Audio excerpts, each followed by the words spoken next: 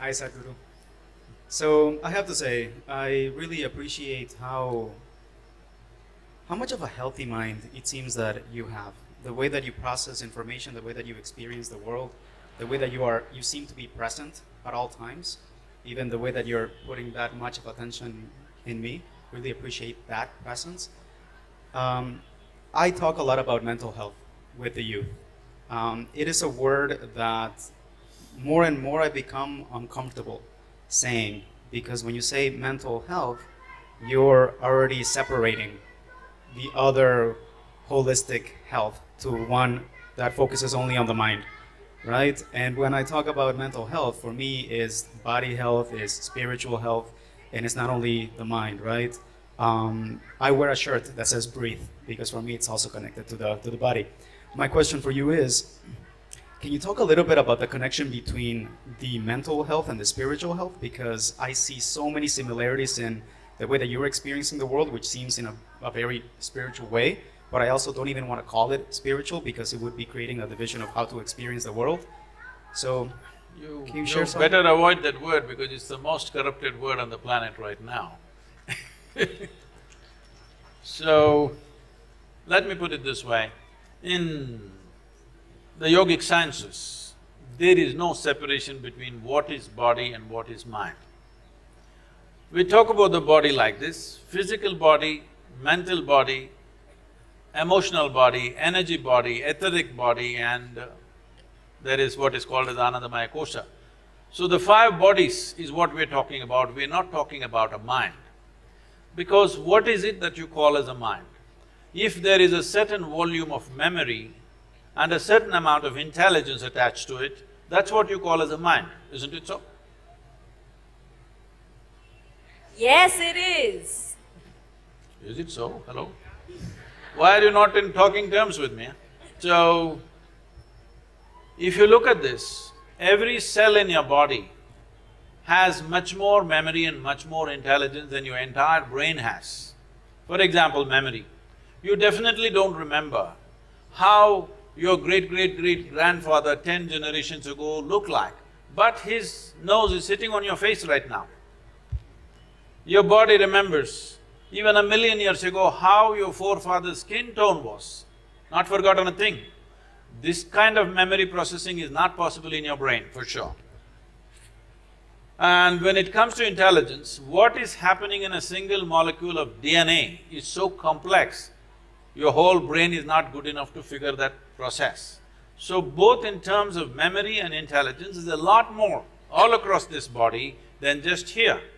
This has become important mainly because we have kind of taken education straight out of European culture and put it here.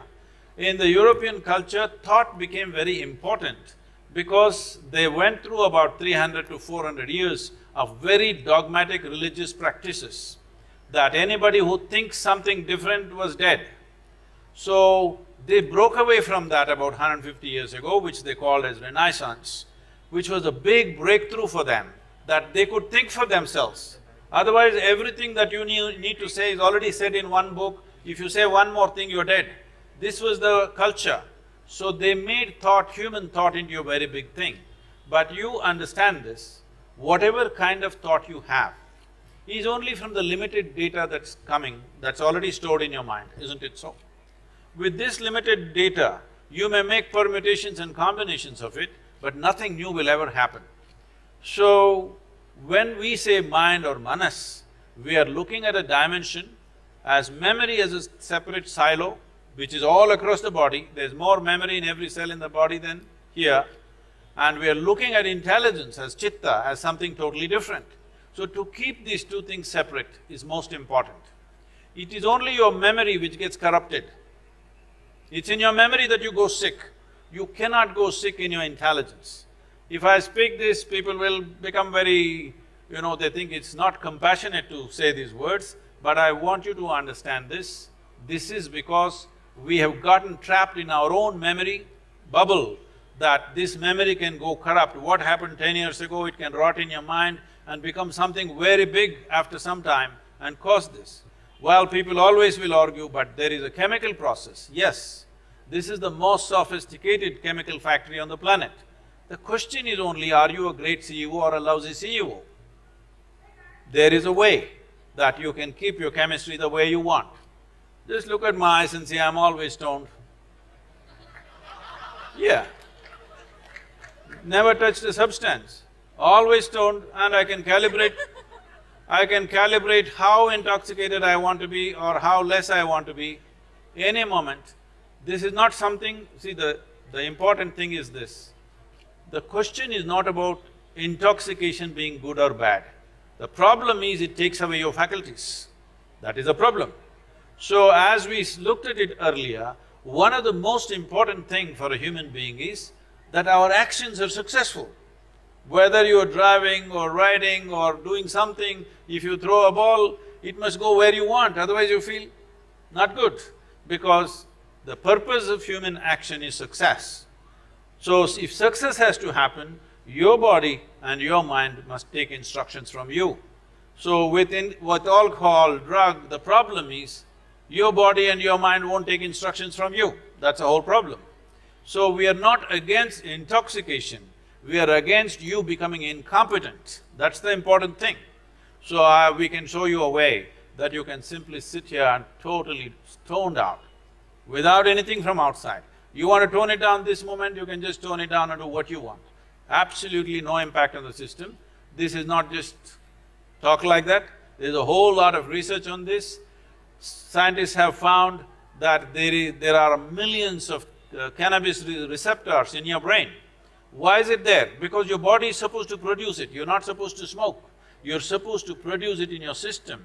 And the Israeli scientists who researched this extensively called that dimension of chemistry in us as Anandamaya, because he did not find any appropriate word. He searched the Indian scriptures and found the word Ananda and called it Anandamaya, that if you want, you can just be blissed out right now. So if you are blissed out, will you get crazy, I'm asking? Well, others think crazy, other people may think you're crazy because you're always blissed out, that's their problem. They're the ones who are crazy because they've lost their bliss. Even the little joy that they had as children, that also they've lost. They're carrying such a grave face as if they're practicing their last posture in their life. Yes, I'm telling you, you don't have to practice, it'll naturally come. When you die, you get the posture. You don't have to practice out all the time on the street. So, mental health, looking at it separately is not the best way to do it. You must look at the physical, chemical balance within the system. If this one thing you manage, being physically well, mentally well is a natural consequence. The problem with the whole kind of education we have is, we want the consequence without the process. You don't bother about the consequence. You handle the process right, the consequence will happen. Now you want… mangoes are coming already there in Bangalore? Not yet, not yet. Not yet. Mango is sweet, everybody likes to eat it, but nobody is interested in the tree. If you nurture the tree, mangoes will fall on your head, you don't have to dream about mangoes. Anyway, it'll come. Instead of nurturing the tree, people dream about mangoes. This is called as being goal-oriented. In yoga we say, if you're goal-oriented, you have one eye on the goal. You have one eye on the goal and only one eye to find your way. You will become incompetent. It's very important that today, this moment, whatever the hell you're doing, to do it as well as you can is more important than what will happen in the end, what will happen in the end. There's no such thing. Somebody, one of the celebrities in the country coming and asked me, Sadhguru, can you tell us how we can beat Pakistan in the cricket match? I said, beating Pakistan is Indian Army's job. You bloody hit the ball, huh? How's the Josh?